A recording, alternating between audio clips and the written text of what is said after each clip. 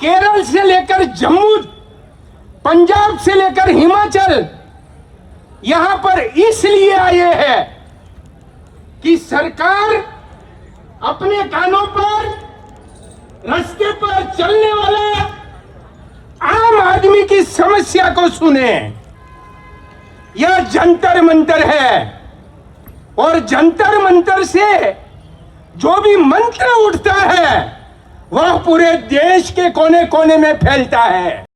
मैं हूं मानव और आप देख रहे हैं द पिलर लाइव। मेरी मौजूदगी अभी राजधानी दिल्ली के जंतर मंतर पर है। आपको बता दें कि एमआरपी को लेकर के यहां पर प्रदर्शन किया जा रहा है। क्या को लेकर के यहाँ पर प्रदर्शन किया गया है? क्या कुछ मांगे, मुख्य मांगे रही है? सरकार से हमारी प्रमुख रूप से एमआरपी के विषय को लेकर यह मांग हुई कि एमआरपी के विषय को लेकर जो इंट्रिकेसी चल रही है, कॉम्प्लेक्सिटी चल रही है, तो कॉस्ट ऑफ प्रोडक्शन और एमआरपी इस बीच के अंदर जो फासला है उसको कम करना चाहिए। सरकार की नीति ट्रांसपेरेंट होनी चाहिए, ग्राहक को पता चले कि भी कॉस्ट ऑफ प्रोडक्शन ये है और एमआरपी ये है।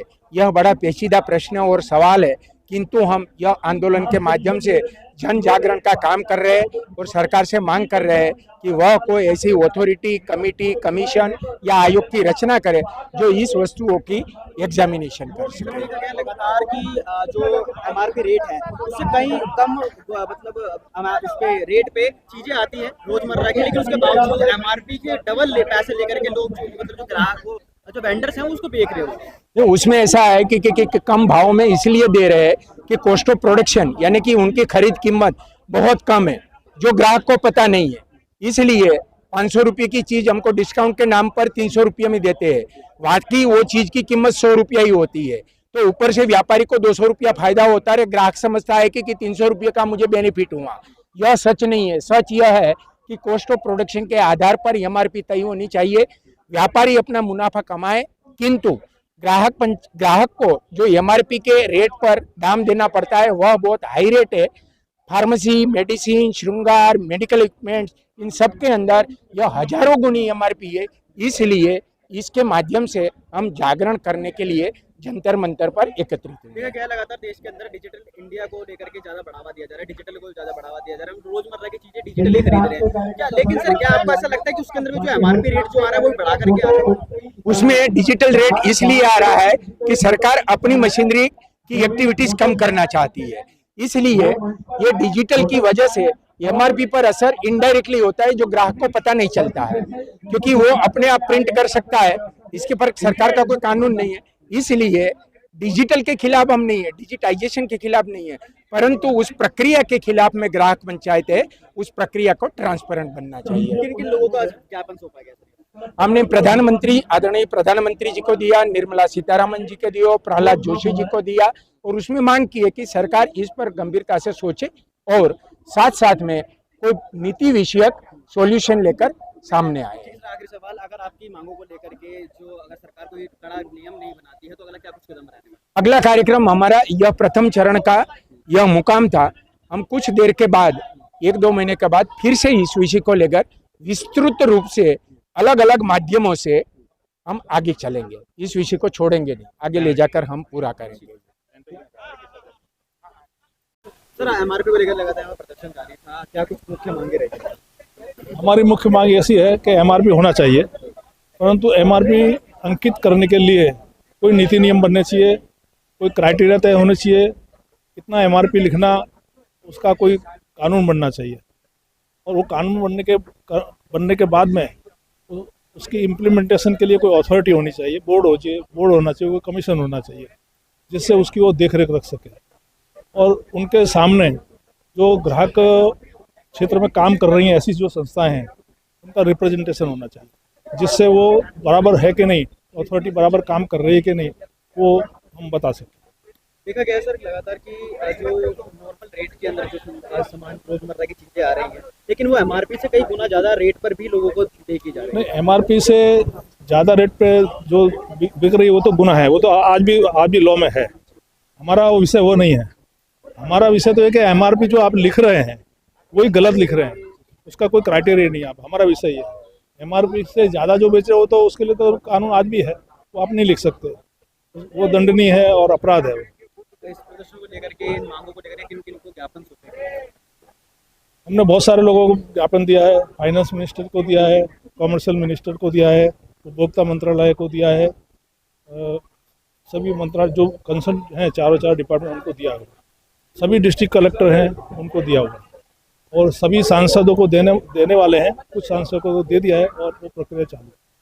क्या लगता है जो डिजिटल इंडिया को लेकर लगातार बढ़ावा दिया जा रहा है, क्या डिजिटली जो सामान हम लोग खरीद रहे हैं उसके अंदर भी एमआरपी? हाँ, उसको भी लागू पड़ेगा। डिजिटल इंडिया का भी जो सामान है अगर पैकेज्ड आइटम है तो उसमें जो एमआरपी के लिए वो हमारी डिमांड है।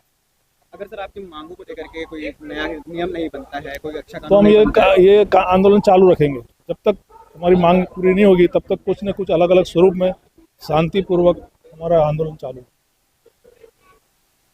आप केरल से लेकर जम्मू, पंजाब से लेकर हिमाचल यहां पर इसलिए आए हैं कि सरकार अपने कानों पर, रास्ते पर चलने वाले आम आदमी की समस्या को सुने।